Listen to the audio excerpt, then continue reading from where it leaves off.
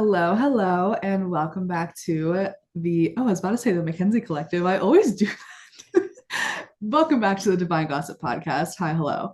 I have an amazing, fabulous guest with me, Kristen, who has her own podcast, a little bit a lot podcast. Kristen is a two times Black Podcasting Awards nominee. She covers everything from pop culture to self-discovery and mental health, adulting, which we have that in common, which I love. And honestly, the most admirable thing about Kristen here is that she is always, always honest, relatable as fuck, and a little chaotic, which is literally me. So I love us together. But Kristen, thank you for coming on. Did I miss Hey, anything? hey. Who are you? No, you got like everything covered right there, babe. Like we are like locked in twins. Oh Our my energy is God. like so the same. So thank you so much for the lovely intro. I'm so happy to be here. Of course. And I was on her podcast. So I was like, obviously, I would love for you to come on mine. So thank you for being here. And I'm excited to learn more about you because obviously, when I went on your podcast, we talked a lot about me, and I wanted my people to know more about you and maybe your people too, because I feel like I'm going to ask a lot of behind the scenes questions about your journey and how you got where you are today. So, with that being said, I would love to know that. I would love to know like how your podcast started and like what motivated you to take this podcasting journey. Yes. Oh my gosh. I just want to say first of all, like, yeah, I was so excited to be able to get to know more about you. Just because like I already watched a lot of your content, but I feel like the conversation was just so like what's the word? Like enriching. Oh, I Like I left our episode just feeling like so refreshed and excited. And it was just so much fun, like being able to just like have everything just on the floor and like ask you what I wanted because I was just like a curious little bee. And I just, to this day, I was telling you offline, like our episode that we filmed on my show is like one of my favorites. So yeah, happy that I'm on. But as far as my show goes, I think the main thing that, motivated me to start it was the fact that like I was kind of reaching a point where I was almost at like, I wouldn't say burnout, but I feel like things were kind of just like stagnant with like my life, you know? I wasn't really doing much. I didn't really have like any hobbies at the time. Like life just felt kind of boring. And I felt like whenever I would like, chat, with my sister, and my family, I always felt like, man, like I've always been a very opinionated person, right? And I always feel absolutely. like, dang, like, a lot of the things I have to say, like I would love to be able to like share that with people and be able to like, have community because I feel like when you leave high school and you're like in that forced proximity bubble and you leave that and you get older, you realize like, dang, like these things really aren't forever. Like you think that these people are gonna be here for a long time and like the reality is sometimes they're not. And I think I was kind of in that era where I'm like, okay, like my friendships are changing, my relationships with personal boundaries are changing, and I really was like yearning for something new. And I'm like, I feel like what better way to like than to start my own community so I can like for sure have people that like are like-minded. Because if you're listening to my show, then like more than likely you have a lot of the same interests as me. Mhm. So I'm like, that's, something that interested me, especially because like I love pop culture. I love a lot of like the hot topics, but then also like there's so many different things with mental health that I kind of wanted to tap into as well. So originally I was supposed to start my show with my sister, and me and her are 3 years and 9 months apart. And we originally tried it at first, but it didn't work out and she wasn't ready. And so I'm just like, you know what? Like, F it. We ball. Like, I think I could start this on my own. Like, no shade, no tea. And she was like, respectfully, go ahead and try it. And then I was like, okay, I'll try it. And then it just ended up becoming a solo show. And then eventually, like maybe about a year in, me and my sister started our own show together called Not So Typical. We only made it to like maybe 3 episodes in, and she was like, yeah, like again, this isn't for me. So then I'm like, okay. And then I still continued with my solo show. But yeah, it was originally supposed to be like a sister duo moment. But I was like, it's fine as long as she, tried and gave it her best. I think she's more comfortable with just being a guest every once in a while on my show. So sometimes you'll see her here and there, and I'm like perfectly fine with that. But yeah, that's kind of like genuinely how it all started. I love that. That makes a lot of sense. Like, I actually had that thought today. I was talking with well, maybe I shouldn't say who I was talking to because she'll be mad at me, but we can all probably guess who it was. Um, um, I was talking to someone in my life, and she has a pretty bad shopping addiction right now. And I was like, why I love that when your life got a little bit like, what was, I don't know what the word you used was, but Like like stagnant. stagnant. I was gonna say dull, but that sounds crass. But stagnant. Like, I love that you went towards something that was like building community and like more productive and like a self-discovery, like healing yourself kind of way, because I can only guess like you've probably been a pretty opinionated, like communicative, emotionally mature person since you were little. So like having a platform to like showcase that and like relate to people on is such a good direction, because a lot of people will go to like shopping addictions to excite their life again, and I'm like, you can just do so much better than that. And like, It's a slippery slope, you're right. Because with my ADHD, I do sometimes slide into that as well, yeah, where it's no, like same. right now, my Pop Mart addiction and my blind boxes, it's like, girl, and Yikes. then I try to like justify it. I'm like, it's content, No, also yeah. like a coloring account. I'm Oh, like, for sure. okay, I'll just post my like unboxings there, but I had to reel it in the last couple of months and be like, let me keep it cute. Yeah, let's get real here. We don't need all this. And Right. no, yeah, I fall into that pretty. My thing is like I'll fall into like health things a lot. Like I'll get so focused on like counting my calories, and I'm like, girl, chill. Like, I've had that era too. oh my God, that it's so weird. And then also, what I wanted to say was I actually looked at your YouTube, obviously, and it says you joined YouTube August 17th, 2023. Not me like having exact dates on your ass, but me being a fucking stalker. No, it's public knowledge, okay? Right. um, but I literally started my podcast, I think August 25th, 2023. And I did like a couple episodes by myself, which hopefully I think those are archived right now, thank God, because they were rough. But I I had a co-host too. Like I went into my podcast being like, I kind of like don't want to do this alone. Like, is there anyone who I could do with? And like a family friend, I did it with her. Turns out she's fucking insane. So oh yeah, nuts. That's like actually my first episode out right now on like audio platforms is I think it was like 2023, like end of the year, like and I told the whole story about how crazy she was. Yeah. But Okay, anyway, I missed that because I never knew what was the follow-up on that situation because I was with you through that whole era, like yes, listening.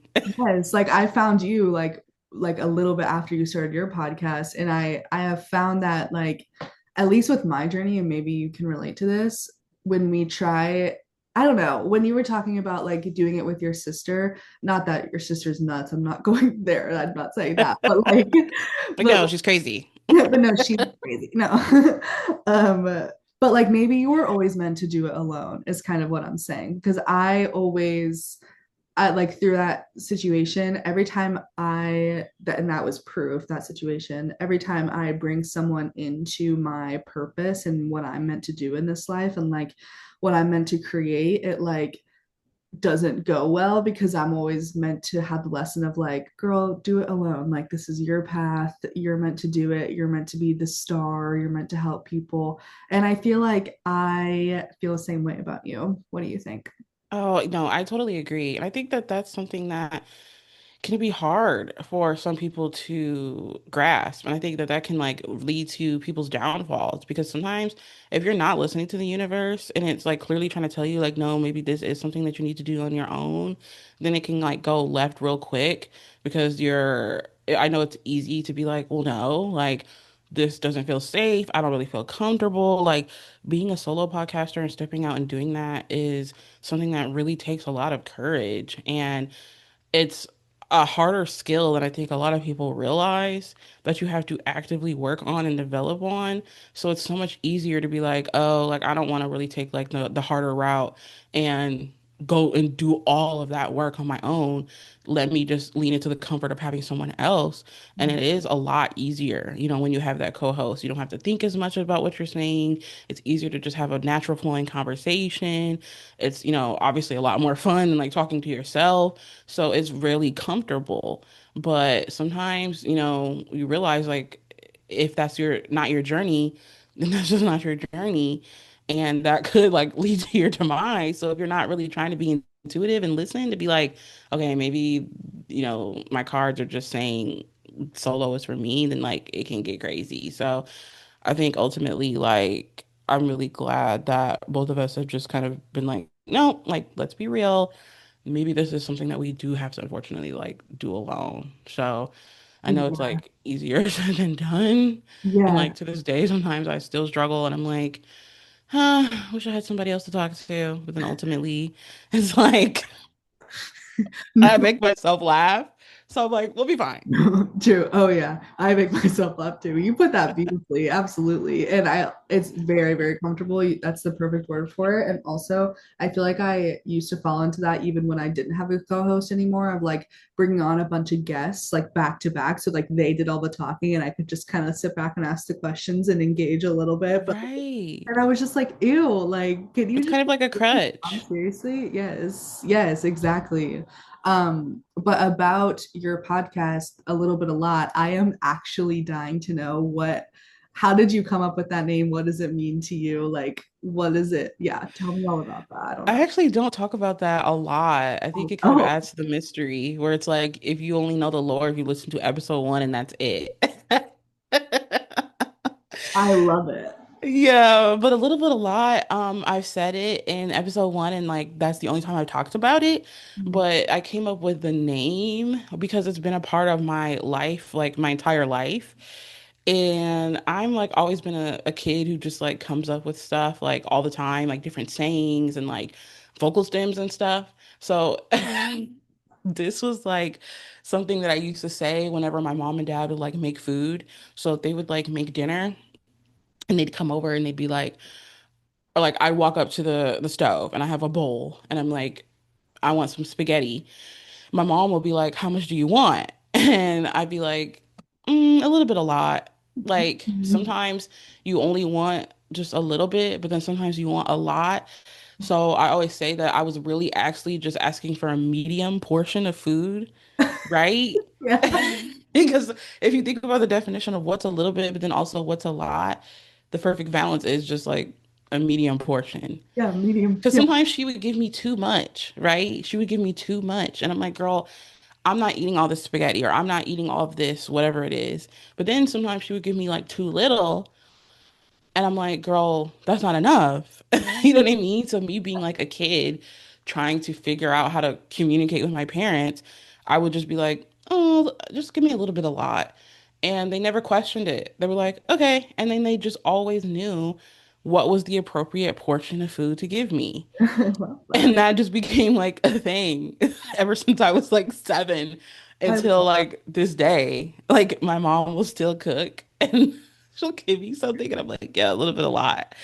And so when me and my sister were like talking about like what should we name the podcast, we kept trying to like think of like, oh, this something sisters, like leaning onto that.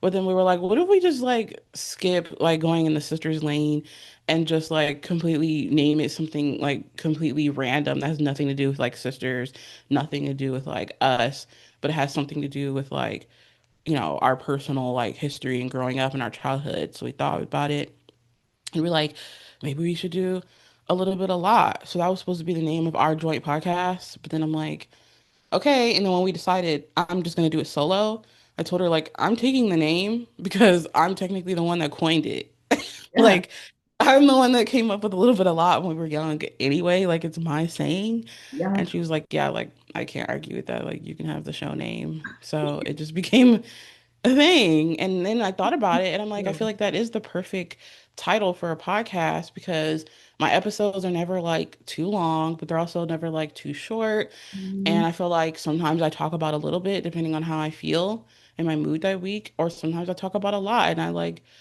ramble and have a lot of things to say. So I think it kind of just worked out. Absolutely. I think that's a perfect name. It makes so much sense. And I remember listening to that first episode and I remember thinking like I remember hearing the stove story, like the what you'd say to your parents and how you coined that. And I'm like, that literally makes so much sense. Like it covers all bases, like podcast name and food and everything. Like, dude, that's perfect. I love it. And Right. your sister sounds so chill. She's like, yeah, I can't argue with that. She is. She's like such a monotone queen where she's like, okay, period. I love monotone. Because I'm so like, but she's like, do you, girl? I love that. I also want to know like with when it comes to your podcast, I think first of all, I want to know about your podcast. I'm asking all these questions about it because I feel like I see so many clients that are like, I want to do what you do and I want to make content and like make a podcast. And I'm like, hell fucking yeah, like go ahead and do it. It's awesome. So anyway, I just wanted to add that like I think this is all helpful for people to know about your journey and how they can all look so different because my journey was there's similarities but so different, so it's cool to hear. But when it comes to like the impact you have made, like you're a two times Black Podcasting Award nominee, like how has your podcast how have you seen your podcast impact listeners based on like feedback you've gotten or anything like that? I would feedback that I with that impact that I've gotten is even when like I did the Black Podcasting Awards and I submitted to be nominated for that and I looked at like my judge feedback because they have like categories that they like score you on and then they like give you notes. The notes are like were all basically the same to like what people tell me in real life with my feedback, the DMs I get, the comments I get on my channel, the messages I get in my DMs, the comments on TikTok. They're all around basically the same thing. And that's like people appreciating my authenticity Mm. and my relatability. So I never knew that that was something that I was going to receive like so much feedback on. And the fact that it's like so consistent across the board from like everybody, where I'm like, okay, well, there's no way that they're like making this up, right? Because so many people are all coincidentally saying the same thing Yeah. about my show, where like they're even saying, like, yeah, there's lots of topics that she discusses that can relate to like young women, things like that. So I think that's one thing that like really helped like shape my show from, early days on was that I kept receiving that same feedback. And I'm like, okay, so clearly authenticity is the way to go. And you see so many different people when you're like looking up like how to start a podcast or how to start content creation, where people always say like number one rule, like be yourself. And you think, okay, like that's a given. But no, it's like so real and it's so important. And then when you get into it, you realize that there are so many people who are not doing that. And they think that they Yes. have to be like this like shell of themselves or like this persona. And you're like, oh, okay, like Yeah. that's what you guys are doing. Right. But in reality, it's like, no, like they are not lying. Like if you are yourself, like your authenticity and that like genuine spirit in you is like gonna be transparent, apparently. And people are gonna be able to like actually really see that and like receive that energy. So you may as well like keep it a buck with yourself and like be true to who you are. Like be true to who you Hmm. are. Yeah. Yeah. Well, it's like you're hearing the feedback of we love your authenticity because we're lacking authenticity in this world. It's because people are scared to be themselves. And then when they are themselves, like you get backlash for it, especially in the online world. Like, oh my God. Have you gotten any like hate comments or anything like that? Like, do you get stuff like that? I get hate comments on YouTube Shorts only. That's where Dude, like the incels live. literally me too. They're either hitting on me or they're telling me to like off myself. Like literally that's the only thing I hear about hate comments from other podcasters I've talked to is it's all YouTube shorts. They're fucking nuts on there. And I swear to God, it's all Republicans. Swear to I God. know it really is like literal freaking idiot Republican boys that have nothing better to do. And then of course it's like they have nothing else to do but like shoot at my weight. And it's like, well, you can't call me ugly. You know what I mean? Like, try better. If you're gonna insult me, like, come up with a better freaking insult. But they have no other material than that. Like, Oh, okay. And then like one time I posted like my Little Bit a Lot podcast, cake decoration that I bought, my wall art, and I was like, it's my first anniversary, and somebody was like, she's probably gonna eat that, and I'm like, you freaking idiot. The fact that you think that this is a real cake, I'm like, it's like oh my God. ridiculous. The literal only reason I'm laughing is because like it's so hard not to laugh at someone At them. like you're actually so stupid like and you live in that world and yeah it's insane. There's like no, truly, like that's the only word that I can think of is like pure stupidity. And Stupid. then you think about it, and it's like sometimes when I try to rationalize it, I'm like, half of these people are probably like literal children, right? Like literal kids, like on their tablet, or they're like PC that their mommy made for them or bought them, Absolutely. and they're like literally gonna grow up to be a, pathetic loser. So then that makes me feel like maybe I do have the upper hand. But no, 100%, 3,000,000,000%. And it's also like you try to rationalize it, but they don't even have the like intellectual like skills to even think in the way that you're thinking. You know what I mean? Like you're trying to get into their psyche and like understand like who they are. And it's like they're brain dead a little bit. So They it's truly do live in a a little bit state a of being lot. brain dead. Yeah. Right. And like then it's like with my dad, he gets so upset about the hate comments. And I don't get them that often, thankfully. Like maybe like once every other quarter I'll get like something on YouTube Shorts, but like for the Yeah. most part I don't get a lot of hate and I'm thankful for that. But Yeah. when I do, like I said, it's always there.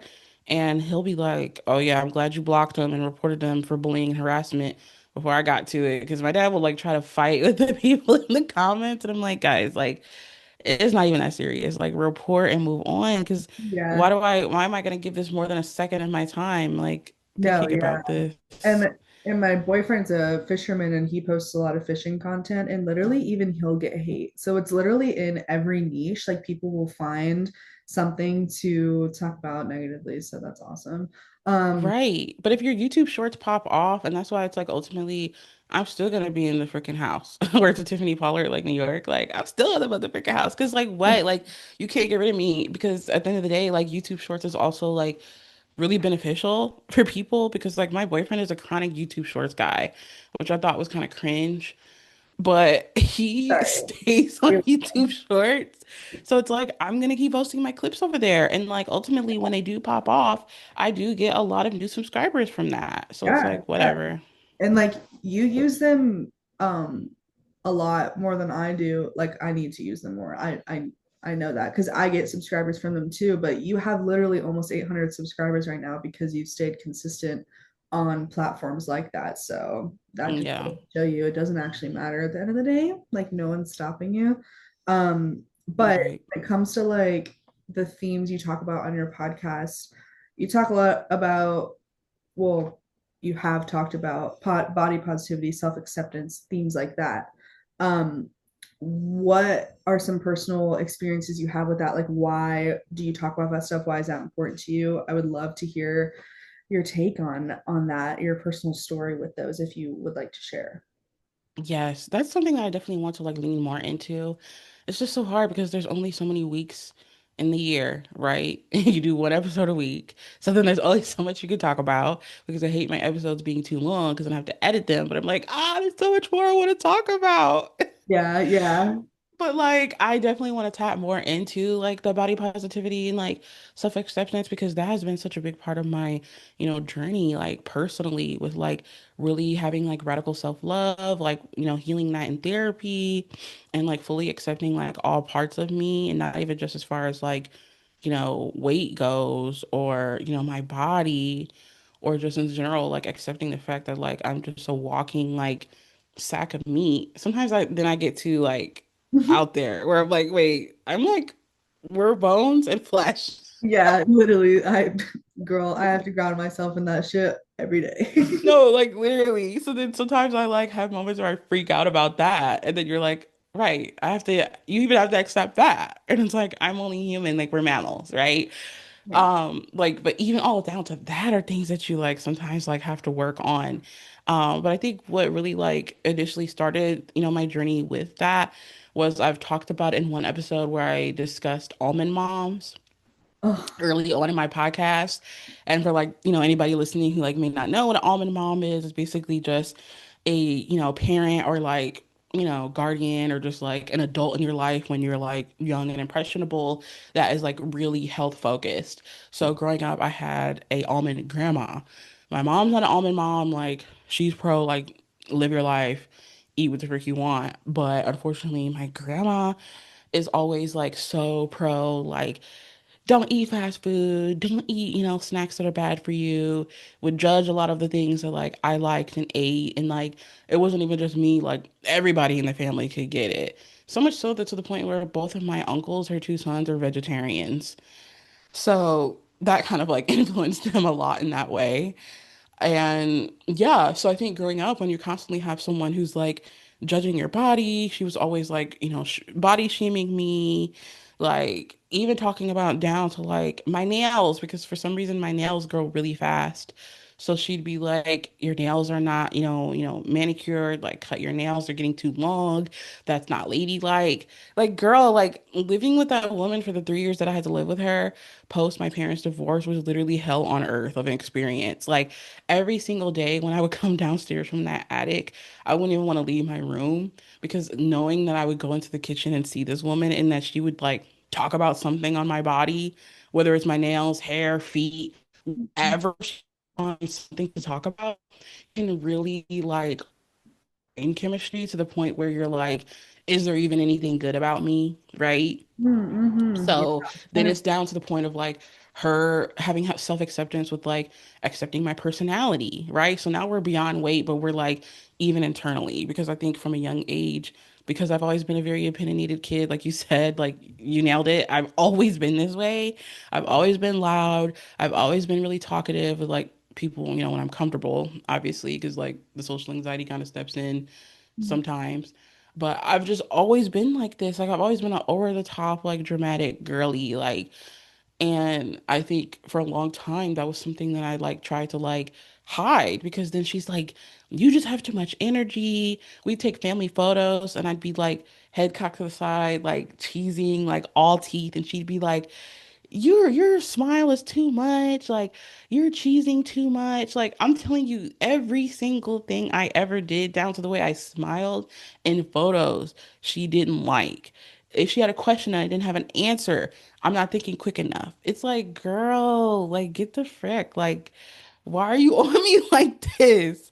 So Good then when you Lord. grow up in that environment and this is someone like my mom is like really close with my grandma for whatever reason, I don't know. At the end of the day, I try to give her grace because like that's her mama. But like then in turn, you're gonna be around your grandparent a lot. So we were always with her. And then like I said, for a few years we lived with her. When you're always around somebody like that, then it makes you start questioning like, okay, my smile isn't good enough. My personality is too much. I'm too opinionated. I think too many things are funny.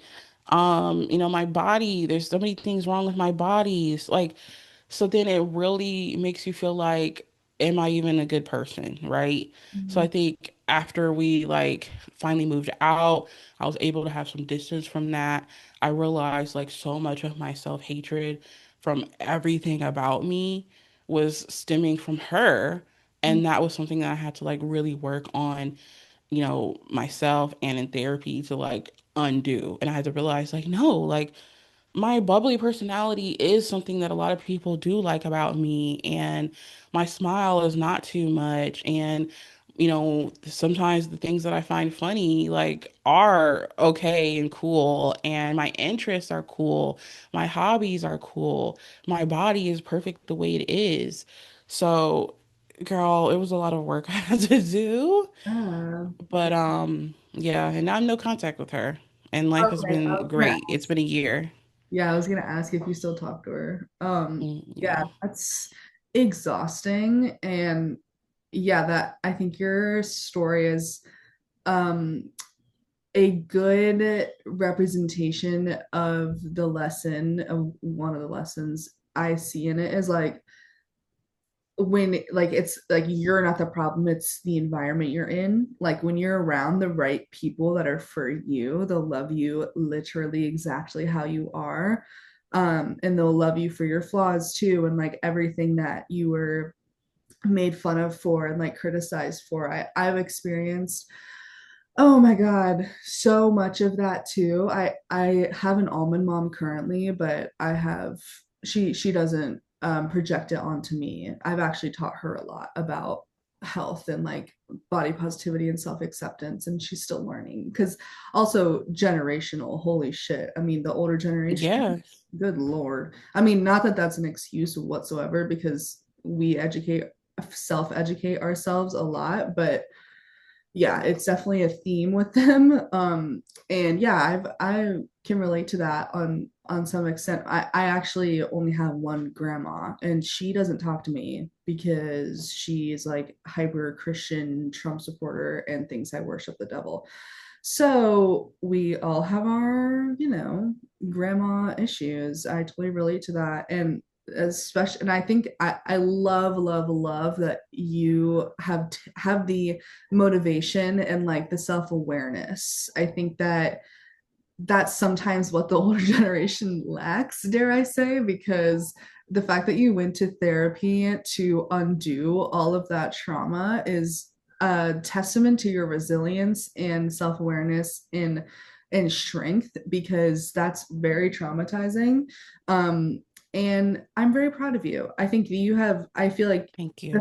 of course, because I feel like the feedback that you were even talking about earlier, like authenticity was your number one piece of feedback. Like that is a testament to how much work you've done to like not dim your light just because someone else was trying to. And yeah, I like I said, relate to that a lot. When I was growing up, I was constantly bullied for my weight. I've always been in a bigger body than all my friends. And I still have to undo a lot of like self deprecating and like picking at myself and self criticism. But I think you also mentioned a really cool thing, not cool, but like a good tool to use of like, you realize that that voice inside you was your grandmother's, and like it's good to have that self-awareness of like what is the root of this, where is this voice coming from, who was it that said that to me, who is it in my head, is it my mom, is it my grandma, is it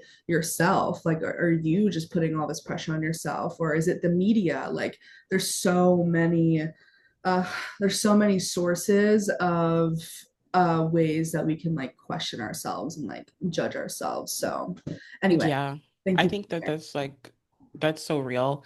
Like when I first started therapy, like when she first started being like, "Well, who do you think that is?" I'm like, "Girl, I thought it was me." Yeah, it Like was. I thought that voice was me. And Yeah. then when I thought about it, I'm like, "Wait, like that's so real. Like that's her. Like Mm, all of these things that I've been like brainwashed and conditioned into, like that's literally her voice. Like that's not, those are not my values. Those are not like my morals and stuff that are being, questioned. And I think that really changed things a lot for me. And again, I appreciate your kind words of like being proud of me because, it means a lot, coming from someone who I know that also has to like equally put in, you actively put in that same work, for your self-care because it's not easy. I think I've kind of reached a point with therapy now where I'm like actively in a therapy burnout because when you have like so much stuff that you have to unlock, like it really gets exhausting. yeah. Like you do have to actually put in the work. And sometimes, like, my coping mechanism is like, I don't want to think about it, shove it in the back of my head, Yeah. and then move on. And as long as it's like very deep down, like, what do you mean? Like, I'm fine, right? Mhm. But then when you're in therapy, like, you have to forcefully open that door, take it out the closet, and actively chip at it and break it down. And that is very mentally taxing. So then I got to the point where, as of like a couple weeks ago, I changed my therapy to like every other week because I'm like, girl, I need a break. Yeah. Was it weekly? Yeah, it was. Yeah, yeah. Oh my God. Yeah. I used to go to weekly therapy too. Uh, yeah. When you do that coping mechanism of like putting it in the closet, do you find that the symptoms of the tucked away trauma and like all that still are there? Like the anxiety still comes up and like the thoughts are still there. And like that's why you go to therapy to unpack that. You know what I'm saying? Right. Yeah. Yeah. Yeah. And then when it comes to your mental health, like besides therapy, like are there any other practices you do that have helped you? Because I know you struggle with anxiety as well, right? Yes, for sure. I've definitely been diagnosed with Mhm. anxiety. Like I'm a Lexapro queen. So, we take the meds, we do the therapy, we do the work. But wait, what was the question again? Just what else do you do besides therapy, if anything? Like, because I know a lot of people just go to talk therapy and they can unpack it like that. But for me, I feel like I have like 50 different practices I do. Oh, true. Right. Yeah. I think mostly my thing was leaning into my hobbies. Like I said, before I started the podcast 2 years ago, I didn't have any other coping mechanisms like to just help me de-stress and just not think about like the weight of life, everything, every time, always. So I was just constantly in a state of like panic, right? Because all you're doing is just thinking about therapy, working on yourself, thinking about how sucky the government is and the state of America, and you're like, dang, like life is hard right now. Yeah, this And is then when so you fun. Right. Yeah, So then when you're like constantly living in that and then you don't have like any other self-care practices, you don't have any other hobbies, like it's easy to just like constantly be in a state of stress. So yeah, then once I started the podcast, that became a hobby for me, obviously. So then I'm like, oh wow, like this is actually like healing because I have something that I look forward to every week, learning how about content creation, being able to have a space where I can like finally be myself and talk about things that I talk about. That automatically was a release that helps me like off rip, right? Was like the pod itself. I never knew how much it was actually going to like help me be able to have like something to do, right? And it makes me realize like why so many people that are like retirement age have like so many different hobbies yeah, because like it really does like keep your mind off of the bad, right? yeah, Then yeah. I started getting into like gaming. I always talk about I play my Switch. Then I started getting into like, collecting things like trinkets, blind boxes. Then I started coloring, getting into the world of adult coloring. There's so many different studies like that show like the part of your brain that activates with helping you relax, the soothing back and forth motions of the marker, help you calm down a lot. So then I started making coloring content. So really it all just like started from the pod Yeah. and that helping my mental health in itself. And then that stumbled into me like having so many different hobbies. And I thought about it. I'm like, why was I never a hobby person to begin with? Like I did not realize how much hobbies can help your mental health. Like that's crazy.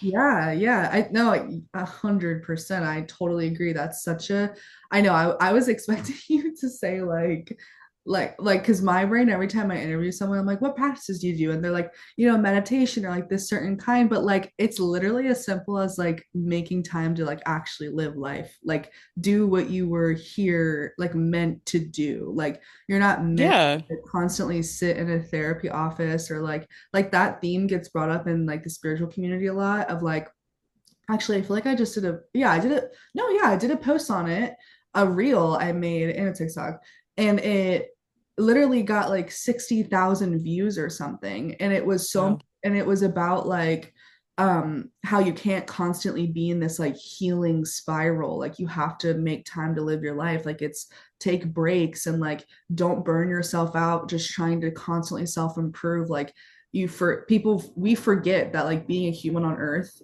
I think one of the purposes is to experience and to have fun and to love and to like do all these things. And yeah, you can't do that if you're just locked in on like all the bad shit. And yeah, I think a lot of people needed to hear that. I love that.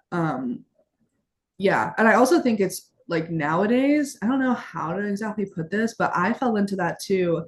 Actually, in my last relationship, I feel like I got so zoned in because I was in a really toxic relationship. but so that's probably a really big factor of this. But I got so zoned in on like the relationship and like the anxiety I was in that I didn't have any friends. I didn't have any hobbies. My business was struggling. I didn't even really talk to my family. And so it's like never, I dare I say, never get so zoned in on one thing that you forget about life and like experiencing joy around you, like for real. So, Yeah, because that's what I actively went through. Like, I finished college, got my degree, and I feel like I didn't have time for anything else, you know? Like, you're working and you're also in school at the same time. So then, like, post grad 2018, I'm just like, okay, like I yeah, don't do anything. I don't go anywhere. Like you said, I don't have any of my friends. You know, I'm not really like showing up as the best person I can be to my family or like being the yeah, best big sister that I want to be. I'm always like in a state of stress. So I'm always grumpy, irritated, mad. And then once I started therapy, like started getting back into my hobbies, I'm like, oh, right. Like this is what happens when you're not constantly, like you said, zoned in on that negativity. And I think that like ultimately like doing, um, meditation and stuff like that is always, nice. But I think you have to do what works for you. Like with me, I have my time where I do my therapy. And then outside of that, I can't focus like I'm done. Like that's it for the week. And then the rest of the week has to be truly just doing what I want to do because the more I like focus on like, all right, self-help, self-help, self-help, I can't constantly live in self-help because then it just becomes like too mentally draining. yeah, Like it exactly. needs its time and then that's it. Yeah, for sure. You literally become like brain dead, like your brain's just burnt out, which is my next question for you. But yeah, I also wanted to say is like, I feel like the world, the society we are set up in, like you said, you go from college to working immediately, and it's like, God damn, can I get like Right. kind of break? My God. So yeah, I think that's really helpful for people to hear. And then when it comes to like staying consistent, and I feel like consistently shows up in a lot of areas, like consistent and like showing up as the best version of yourself in your relationship, in your hobbies, in content creation. Like you mentioned burnout with therapy, like when burnout hits, how do you navigate like the balance between staying consistent but like not burning yourself out?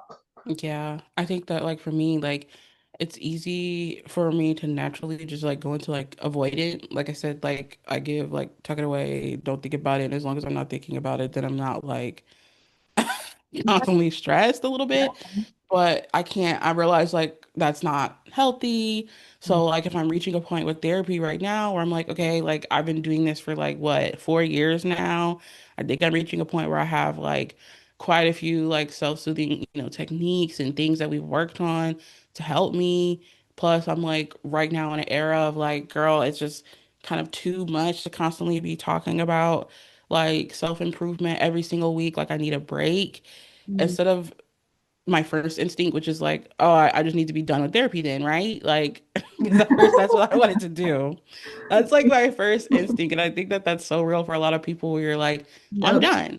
yeah, Like, because you don't want to, yeah, because you're fucking burnt out from me laughing so hard at that, being like, right, yeah, right, no therapy. it's so real. Like, I wanted to email my therapist and be like, great Like, seeing you. Love you. I'm Bye. healed. I'm healed, so thanks, girl, for all the work, but I'm done. Right. But then when I really sat with myself, I'm like, yeah, maybe that's not like the best option. Like if I'm feeling burnt out right now, maybe not quit, right? Let me, do another option that might be a little bit better for me and just scale it back. Yeah. So it was really hard to like fight that impulse to want to do that the second I reach burnout because I'm like that type of person where I'm like, okay, well, get rid of the thing that's making me feel like burnt out. No, Like, same. Yeah. kill it. Yeah. That it.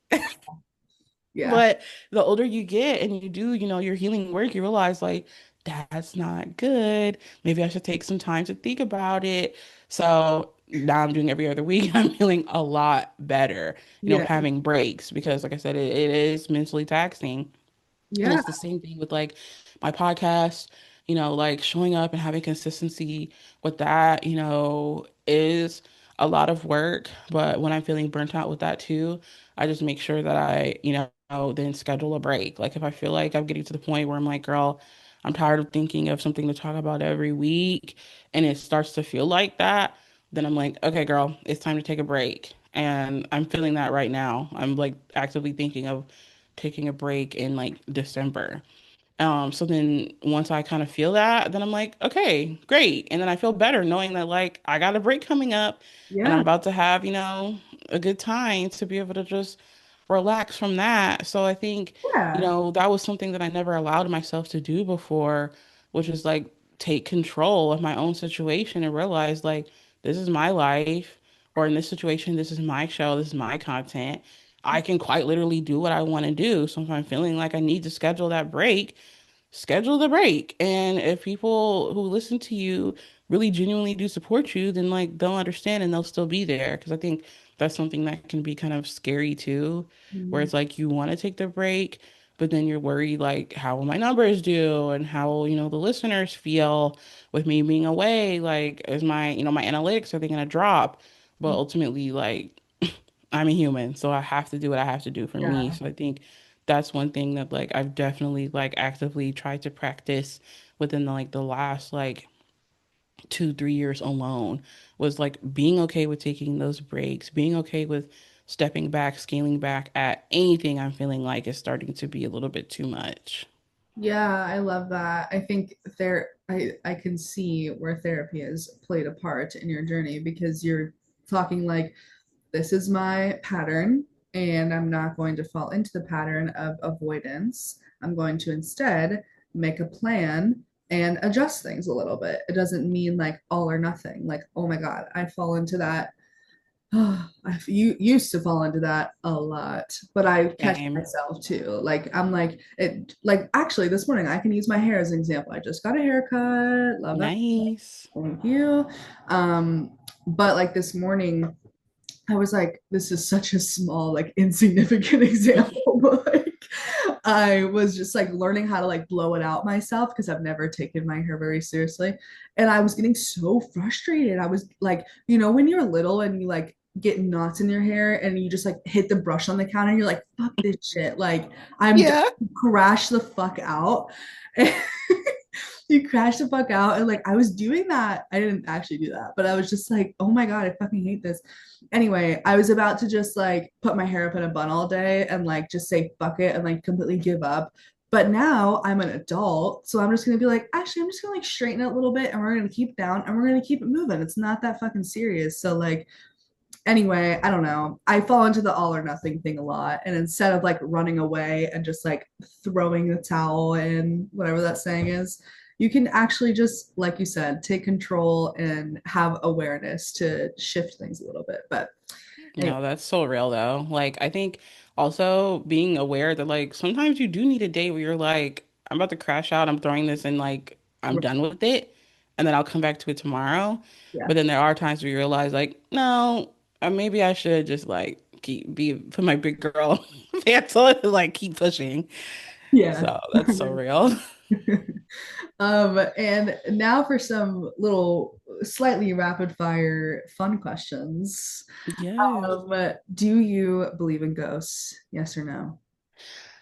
See, that's something that I've like pondered for a really long time because in our episode on my show that you were featured on, I did talk about how like I have always been into the paranormal world. I've always been into ghost hunting shows since I was young, watching them with my dad.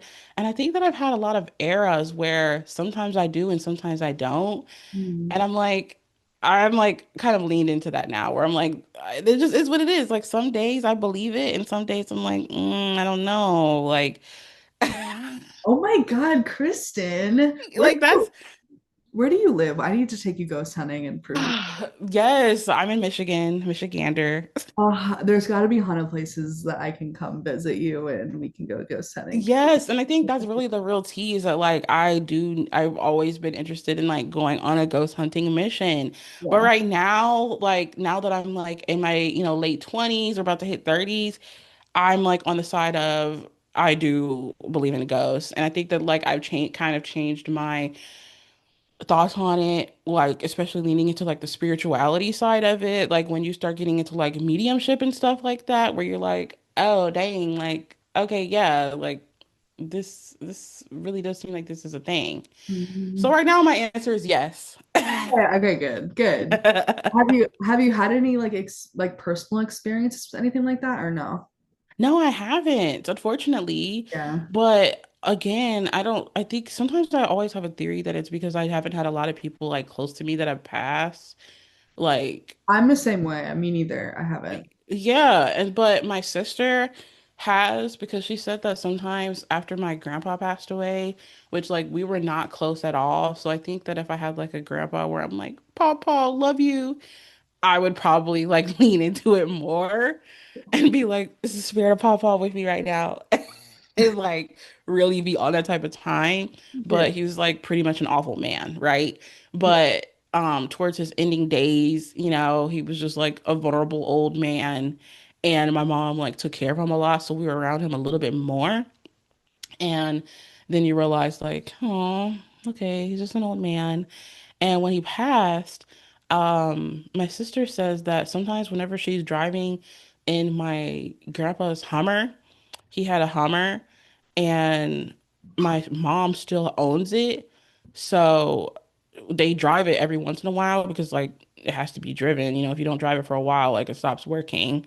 So sometimes they would take it to like run errands. Plus he has a handicap sticker, so like clutch, right? So he would use it so we could use the handicap sticker and like get closer parking. And whenever they would like be in the car, she said sometimes her and my mom would be driving and then they would like suddenly get like a whiff of his scent because old people have like a very distinct like smell. Some of them do. A lot of them do. I've always said like whenever you visit like what is it called, like retirement homes, ever since I was little I'd be like it smells like old people and my mom would get so mad. No, that's so real. Like, yeah, She I hates when know I the call them smell. old people. I know the smell. It's like they're elderly. And I'm Yeah. like, what? Like they're old. Like what? I don't know how to say Why? elderly. Yeah.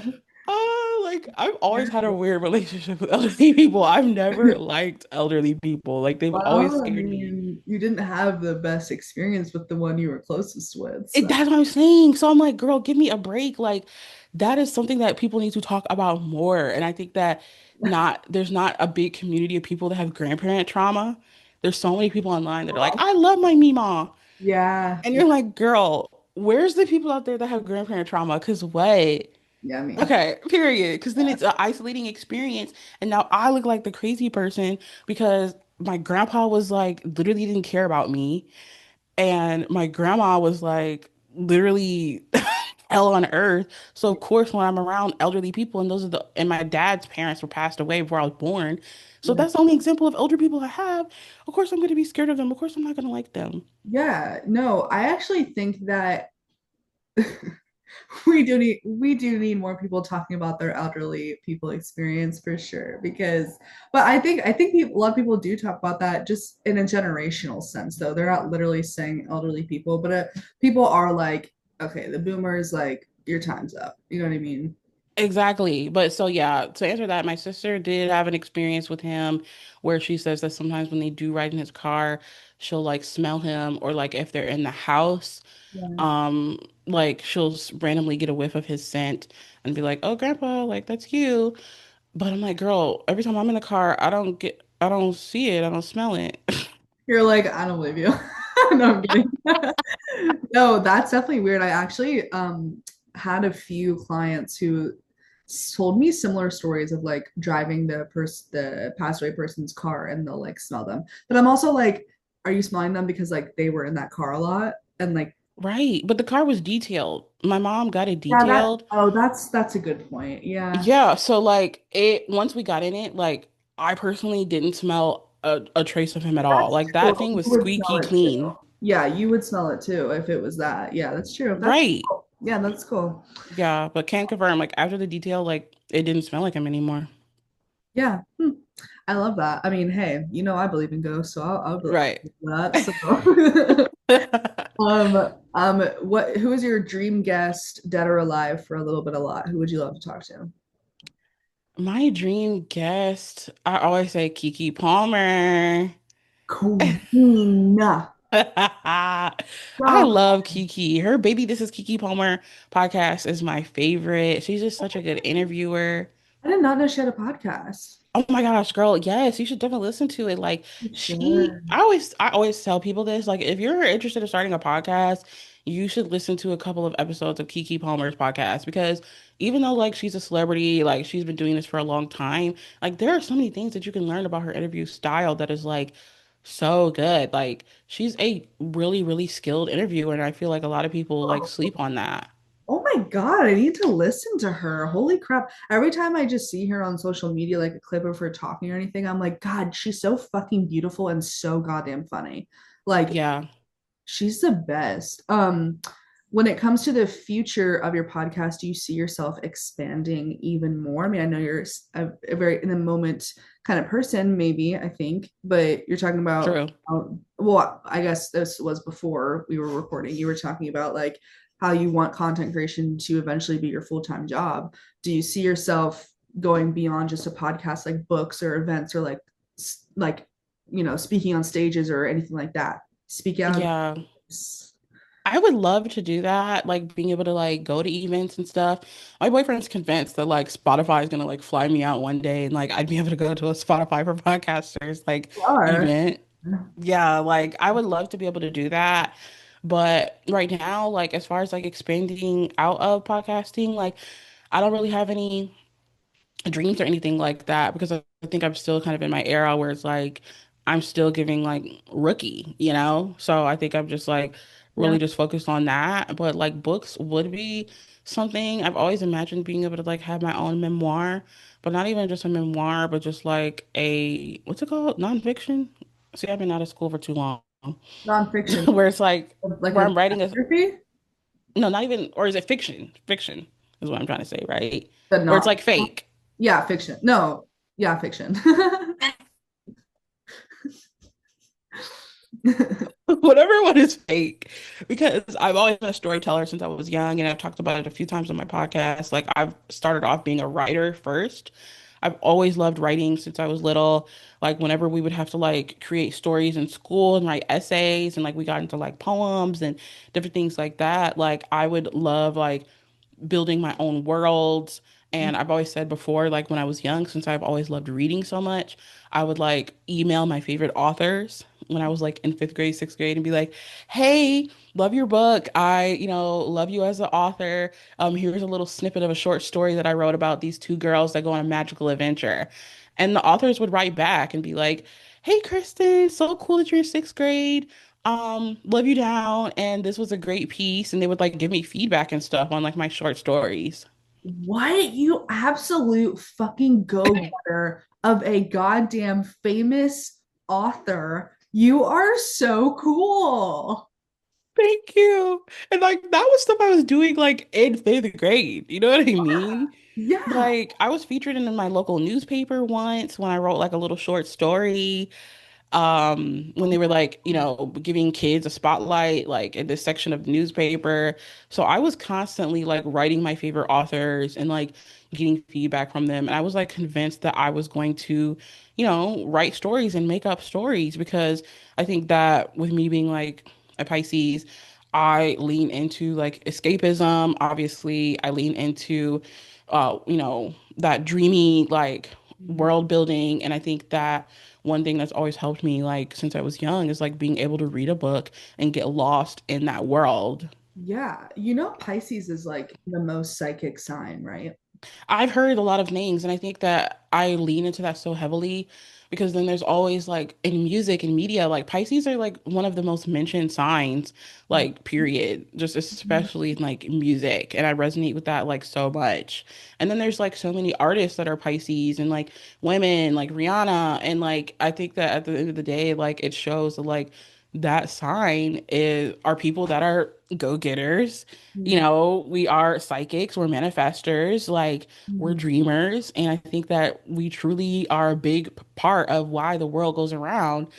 So I think that it all kind of like makes sense that that is my sign because I've just always leaned into that since I was young. And like when I was in school, I would tell my teachers like I want to live in Borders. That was before we had Barnes and Noble, the bookstore. Yeah. And I'd be like, if I could live in a bookstore, like I would.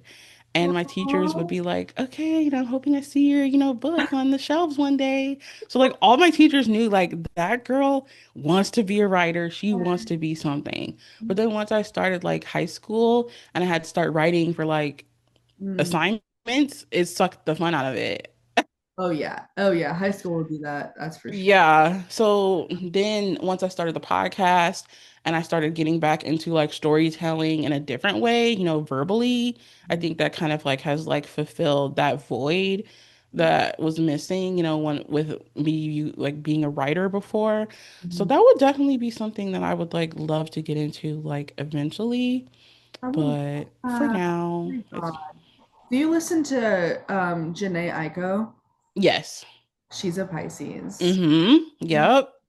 So I thought of immediately. I was like, oh my God, I love her. She's such a Pisces. Holy, She's one of my favorite Pisces girlies. Like, she's so good. Yeah, I remember writing like short stories in middle school, not middle school, elementary school. And then when I got into middle school is when I really started to hate writing. And I was always told that I'm really good at it. And I was like, I hate it. Whatever. But I wrote a short story in elementary school, and you were supposed to like have a twist on like a traditional princess story, like Disney story. So I took Cinderella and I renamed it Dirty Ella. I mean, it's iconic. Yeah, and I read it. I didn't end up reading it in front of the whole class. I redid it and I still got a good grade and stuff, but I remember my parents sitting me down and being like, "You can't name it that. Like that's inappropriate." And I was like, "You fucking weirdos." Like I wasn't even thinking about it like that. I'm like 7, you fucking nasty hoes. Like what? Yes, that was pretty traumatizing. Like, why are you limiting my creativity? And I think that's something Yeah, that I I was used to like like, hate so much about like being in school, where like teachers would yeah, be like, "Well, this is how you do storytelling. You're supposed to start off with thinking about your intro, your body, and then your conclusion." And I'm like, "Girl, let me just write." yeah, Like, like I hate like any type of traditional norm that you're trying to put in my art and my expression. Cut the noise. Like, oh, seriously. yes. Ooh, I love that. That just spoke to my fucking soul. Any tradition, normal tradition you're trying to put on me, gross. Cut I them. know. And it's like crazy because I recently had like an old childhood friend that reached out to me. He's blocked now because he kept like talking about how he was like a Trump supporter and I'm like, okay, you're done. Yeah. But before I realized that he was weird, he was like messaging me and he was like, "Hey, can I call you?" And I'm like, "Okay, like we haven't spoken since like, I don't know, 10th grade." But whatever. And he was like, I just wanted to let you know that like I'm in, school for like journalism. And my first thought was like thinking about you because when we were young, I used to be like low-key jealous of all your papers because they would always be like featured in school and like in the hallways. And I just remembered like you used to be such a great writer. Like, is there any advice that you can give me? And I'm like, those days are done, sweetie. Little too late, bud. Literally. But if I could get back into that eventually, like outside the pod, like yeah, that would be nice. That would be amazing. Well, I hope you do. And I have a feeling that you will. Like being psychic and all, I can just like totally do that for you. Right. Like So, if I could like create like a universe like Twilight or something, I'm like a Twi hard. Like that would be like iconic for me. Like that's the type of story building that I want to do. Like a saga. yes, no, I so see that. Like a fantasy world of some sort that no one's ever seen before. I love that for you. Yeah, that would be fun. I love that. Oh my God. Well, thank you so much for sharing all of that and giving such intelligent, relatable, as always, and just like well-rounded, authentic answers. Thank That you. that is such a blessing for all of us. I really appreciate you coming on the podcast and doing that for me. No problem. Oh my gosh. I'm hoping that, like you said, I can resonate with the Divine Gossip listeners. And I'm no shade about the ghost thing for anybody that's listening. No, no, Because I also lean more into the witchy and woo-woo side. yeah, you Even do. more outside of ghosts, like give me a witch show. We're on it. Yeah, no, and we literally that's why like like I loved being on your podcast too, is because we touched on that and we actually relate a lot on that. Like I remember you asking me a great question of like, how do you navigate someone who's skeptical of the spiritual ghost world? And I was like, skepticism always is always welcome, you know? So I love that. Right. So I kind of toy with the skepticism a little bit, but when it comes to like especially like the witchy stuff, I'm pretty convinced. I've been thinking about it recently within the last 3 weeks. So I was listening to a podcast where somebody asked, do they believe in like witches? And the guy was like, yeah, like I come from a long line of like witches. My mother's a witch. And I started thinking about it. I'm like, dude, like there's gotta be some type of like ancestral situation. Like I wish I could meet like any, witches that might be in my family lineage because, I just believe so heavily in like how witches are able to use like their power of manifestation and healing to help others. So I'm like, oh, I really want to know, are there any witch baddies in my lineage? Sorry, there's like a fucking noise in my house and no one's home. I think, Oh. yeah, I hated that. I think it's the dogs though. I'm sweating. Oh no, it's outside. Someone's doing construction. My window's open. Okay, I was Oh, okay. sorry. What the fuck? Oh my God, I got so scared. Yeah, I love see, that's what I love about you is you are so open to the witchy world. So I wouldn't say you're I don't think anyone took that, your response to the ghost question as you're like completely like absolutely not. Like, no. Right. Yeah. Like to all the ghosts out there, like love y'all. Yeah, I mean, one almost fucking showed up and showed you they're real. So no, okay. No, right. Then I'd be like, okay, period. Oh my God, imagine. Oh my God. Uh, thank you so much again. And I, Right, guys, we have a second guest, yeah, Kristen and the ghost. Sorry. I would end my podcast. I'd be like, that's it. I'm done. I'm done. I'm done.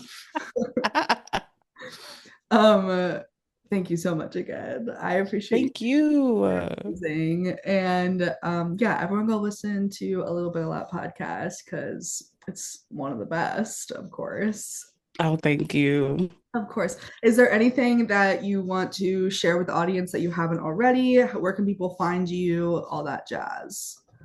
Yeah, I actually have like a project right now that is like currently in the works that I'm hoping that everybody will be able to see about at the beginning of 2026. So stay tuned for that. I'm like actively working on it right now. So really, really excited about that. So if you guys want to like, not miss out, then make sure you're following me. I'm on Instagram and TikTok at a little bit a lot podcast, and you can find me on YouTube at a little bit a lot podcast as well. And like I said earlier, I have hobbies where I do coloring and blind boxes and like all types of like fun like stuff that taps into like my inner child. So if you're like interested in that type of stuff, then you can follow me on Instagram and TikTok, YouTube at Coloring with Kristen as well. Yay! And I'll link all that down below. Thank you. Yes. Thank you. Thank you. I love you so much. And thank you, everyone, for listening. I will see you in the next episode.